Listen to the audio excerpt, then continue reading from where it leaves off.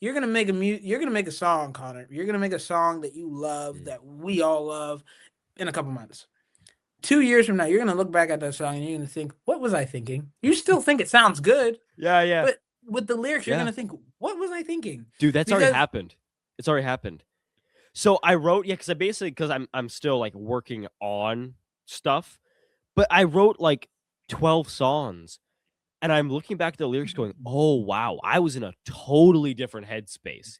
Like it's almost like I don't know that guy. I know that guy, but I don't know that guy like I used to.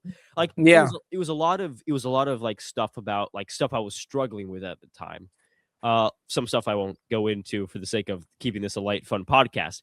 But yeah, I can talk with you about it later. But it was just some stuff that I was going through and I was really struggling with. And I wrote like an entire album in like a couple weeks about like just some like heartbreak and just some personal stuff. And I look yeah. back at that now, like I was reading the lyrics, I was like, dude, this guy, it's weird because now I'm so like happy and fulfilled with my life. I'm like a totally different person. And it's like But it's before I that was, evolution. yeah, It's that exactly, dude. And evolution, though. and honestly, because I never made those songs, it would be fun to make those songs and just see what they come out as. From that point of view. It's interesting to me because obviously when I record them, I'm going to be thinking to myself, okay, how do I recapture those moments without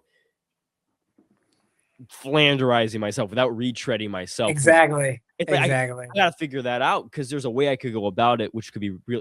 You know, what'd be really interesting is to take those lyrics and put them into a really happy sounding structure of a song. Like Because you could change the structure of it. yeah, Like for me, I go through the same thing with yeah, sequels. Like yeah, my first book, The Lose the Chase of Greatness. When I go do read alouds, shout out to my little class there, Mrs. Angela's class at Sparrow Academy. I love you guys. I When I went to go do a reading and I was reading from the book, I remember thinking to myself, because I was already working on the idea for my new book coming out the moment this year. I was thinking to myself about how when I wrote this book, I felt like it was this 100 yeah, multi-sided thing, and it was more mature than myself. And now after a year, and I've just finished my second yeah, book, and now it's coming out, I'm looking back and I'm like, wow, the sides that I've hit in this new book are like so yeah, expanded so much more just because of the growth, yeah, because we're not flanderizing this character. yeah, We're not. I mean, my character. I'm sure you remember him, yeah, Miyamoto. You're gonna watch him grow. Anybody that reads him, you're gonna watch him grow. He's not gonna be yeah, this, mental headed. Oh, I gotta get this done.